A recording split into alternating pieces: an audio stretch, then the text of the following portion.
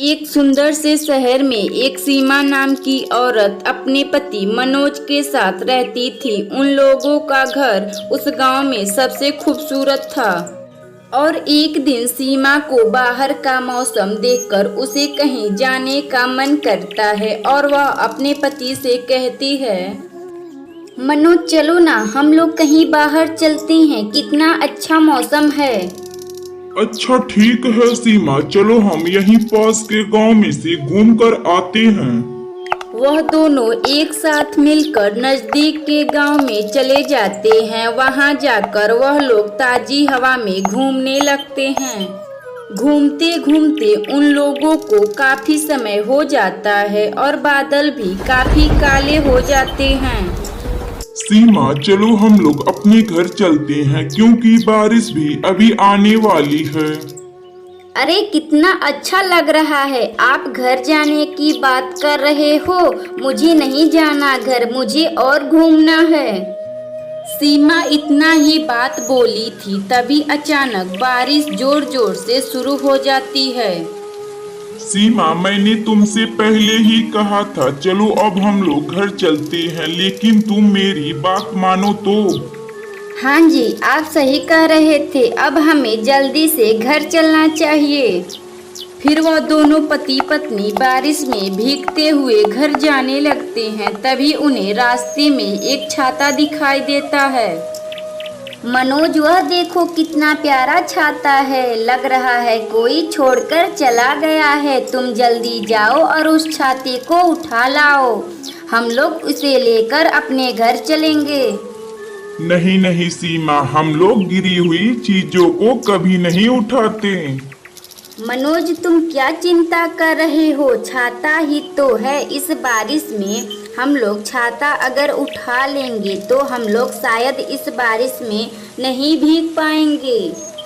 नहीं बाबा नहीं, मैं अगर इस छाते को उठाऊंगा तो अगर इसे कुछ हो गया तो। मनोज तुम क्या बोल रहे हो, देखो यह कितना मासूम छाता है, भला इसे क्या होगा।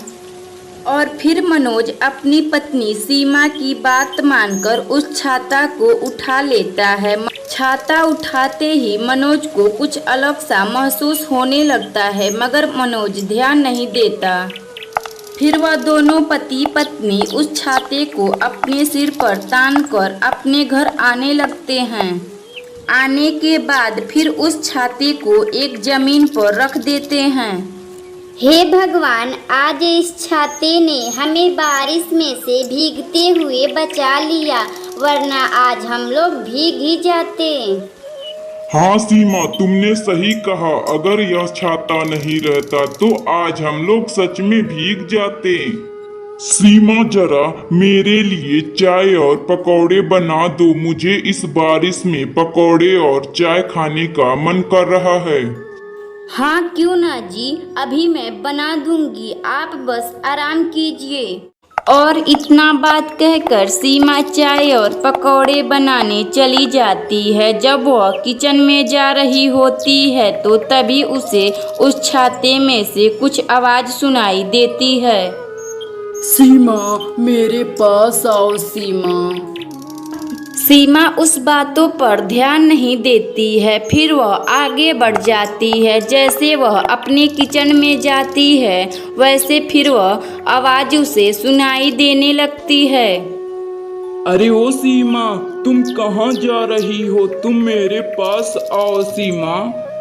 फिर क्या था, सीमा यह बात सुनकर डर जाती है और उतने में ही उसका पति मनोज वहां आ जाता है। सीमा तुम्हें क्या हुआ, तुम इतनी डरी हुई क्यों हो। नहीं नहीं, कुछ नहीं हुआ, मुझे ऐसा लग रहा है कि मुझे कोई आवाज दे रहा है। सीमा तुम रहने दो, मैं अपने हिसाब से चाय बना लूंगा और तुम अपने कमरे में जाओ और आराम करो।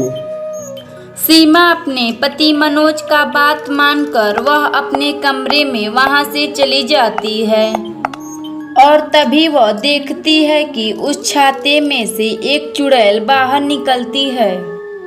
सीमा मैं तुम्हें भूत बनाऊंगी। उतने में वह सब आवाज सुनकर मनोज वहां से आ जाता है और अपने जेब में से कुछ राख निकालकर उस चुड़ैल के ऊपर डाल देता है।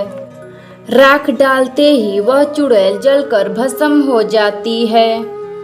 भस्म होते ही मनोज और सीमा अपने घर में खुशी खुशी रहने लगते हैं।